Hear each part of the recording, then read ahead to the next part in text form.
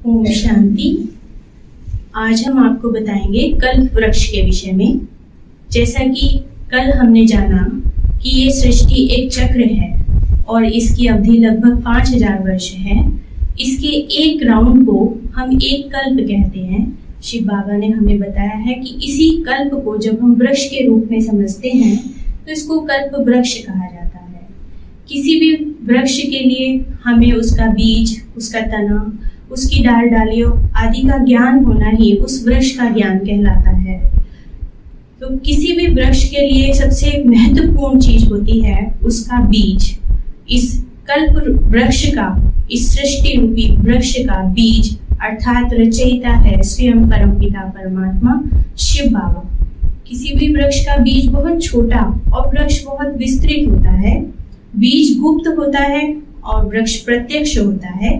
इसी प्रकार इस सृष्टि रूपी वृक्ष का बीज रूप परमपिता परमात्मा शिव भी रूप में अति सूक्ष्म ज्योतिर्बिंदु स्वरूप है। परंतु इस वृक्ष का बीज नीचे नहीं पर ऊपर परम धाम में शिव बाबा निवास करते हैं। इस प्रकार ये वृक्ष वास्तव में उल्टा है। समझाने के लिए इस चित्र में सीधा दिखाया गया है। जिस प्रकार से बीज का संबंध जड़ से और जड़ का संबंध पूरे वृक्ष से होता है, इसी प्रकार इस सृष्टि रूपी वृक्ष का बीज परमपिता परमात्मा शिव से हम सभी आत्माओं का संबंध है। परंतु यथार्थ ज्ञान न होने के कारण हम उनसे अपना संबंध जोड़ नहीं पाते। शिव बाबा ने हमको ये ज्ञान दिया कि मैं ही इस सृष्टि रूपी वृक्ष का बीज रूप हूँ। मेरे साथ जब तुम अपना संबंध जोड़ते हो तो तुम भी इस वृक्ष की आधार मूर्त आत्माएं बन जाते हो और वह समय संगम युग कहलाता है, जब मेरा और तुम्हारा आत्मा और परमात्मा का डायरेक्ट मिलन होता है, जो कि वास्तव में अभी चल रहा है। जिस प्रकार किसी भी वृक्ष की जो जड़ होती है वो गुप्त होती है लेकिन बहुत ही महत्वपूर्ण होती है।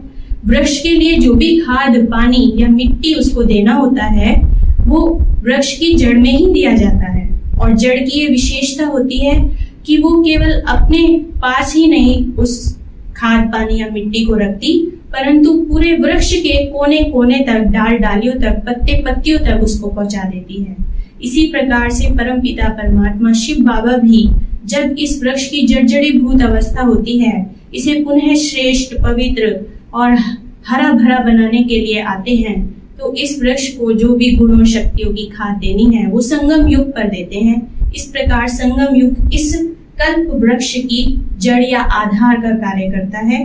और जो आत्माएं परमपिता परमात्मा शिव बाबा के सत्य ज्ञान को धारण कर उनकी श्रीमत पर चल अपने जीवन को पवित्र बनाने की तपस्या करती हैं, वो आत्माएं भी इस वृक्ष की आधार मूर्त ब्राह्मण आत्माएं कहलाती हैं। जड़ के बाद आता है तना, और तना हमेशा नीचे से शुरू में एक ही होता है और बहुत ही मजबूत होता है। आगे चलकर वो अन्य शाखाओं में विभाजित होने के कारण कमजोर होता चला जाता है।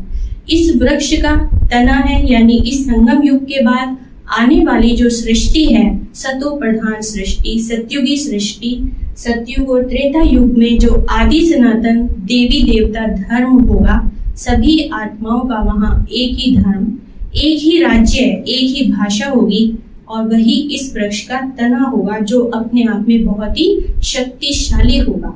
इसीलिए वहाँ पर एकता होने के कारण संपूर्ण सुख शांति होगी। श्री लक्ष्मी नारायण का राज्य सतयुग में और श्री राम सीता का राज्य त्रेता युग में होगा। इसके पश्चात यह वृक्ष अपनी शाखाओं में विभाजित होना शुरू हो जाता है और सबसे पहले इब्राहिम द्वारा इस्लाम धर्म की शाखा निकलती है, फिर बुद्ध द्वारा बौद्ध धर्म की शाखा और फिर क्राइस्ट द्वारा क्रिश्चियन धर्म की शाखा। इस प्रकार से ये 3 धर्मों की शाखाएं नई निकलती हैं और आदि सनातन देवी देवता धर्म हिंदू धर्म के नाम से परिवर्तित हो जाता है। इस प्रकार ये 4 भागों में ये वृक्ष 4 शाखाओं में विभाजित हो जाता है। जो शक्ति एक में थी वो 4 में विभाजित होने के बाद इतनी नहीं रह जाती, इसलिए थोड़ा थोड़ा दुख अशांति शुरू हो जाती है। धीरे धीरे और भी छोटे छोटे मठ पंथ धर्मों रूपी शाखाएं इस वृक्ष से अंत तक, कलयुग के अंत तक निकलती ही रहती हैं और यह वृक्ष विभाजित होते होते कमजोर होता चला जाता है। आदि सनातन देवी देवता धर्म जो इस वृक्ष का तना था वह प्राय लोप हो जाता है और अन्य धर्मों की शाखाएं इस वृक्ष को कुछ समय तक थमाने का कार्य करती हैं। जिस प्रकार बरगद के वृक्ष की शाखाएं मिट्टी में मिलकर जड़ बन जाती हैं और उसको एक लंबी आयु प्रदान करती हैं, इसी प्रकार से ये सृष्टि रूपी कल्प वृक्ष भी 5000 वर्ष तक अपनी आयु पूर्ण करता है। लेकिन जैसे ही ये अपनी अंतिम अवस्था में पहुंचता है तब तक विभाजित होते होते जर्जरीभूत अवस्था को प्राप्त हो जाता है। हर एक धर्म की विशेष आत्मा अपने अपने धर्म की डाली का फल या फूल है और साधारण आत्माएं अपने अपने धर्म की शाखाओं के पत्ते या पत्तियां हैं जो अनगिनत हैं। परंतु जैसे कि किसी भी वृक्ष की भी एक सिलसिला या एक परंपरा है, ये भी एक चक्र है कि वृक्ष के बाद बीज और बीज से फिर वृक्ष की पुनरावृत्ति होती है।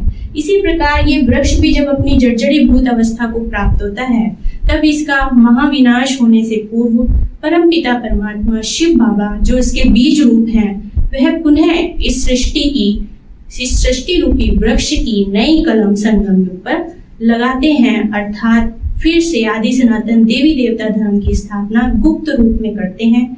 मनुष्य से ब्राह्मण और ब्राह्मण से देवता बनाने का कार्य राजयोग की शिक्षा से करते हैं। तब यह संगम युग इस वृक्ष की जड़ आधार का कार्य करता है। इस सृष्टि रूपी कल्प वृक्ष का महाविनाश 3 प्रकार से होता है। एटॉमिक बॉम्ब्स के द्वारा, जो कि आज बहुत अधिक संख्या में निर्मित हो चुके हैं, प्राकृतिक आपदाओं के द्वारा, प्रकृति का जो स्थान मनुष्यों ने छीन लिया है, वापस प्रकृति जब अपना स्थान लेती है तो वो एक आपदा का रूप बन जाता है, और तीसरा ग्रह युद्ध के द्वारा। ये तीनों ही विनाशकारी प्रवृत्तियां अब बिल्कुल तैयार हो चुकी हैं। उससे पूर्व ही शिव बाबा हमें ये स्मृति दिलाते हैं कि इस कल्प वृक्ष के राज को समझकर मुझ बीज रूप परमात्मा से अपना संबंध जोड़कर तुम 21 जन्मों के लिए अपनी मनोकामनाएं पूर्ण कर सकते हो। जैसा कि शास्त्रों में कल्प वृक्ष के लिए कहा गया है कि कल्प वृक्ष 21 जन्मों के लिए हमारी मनोकामनाएं पूर्ण करता है। इसी के साथ इस अध्याय को हम यहाँ समाप्त करेंगे। ओम शांति।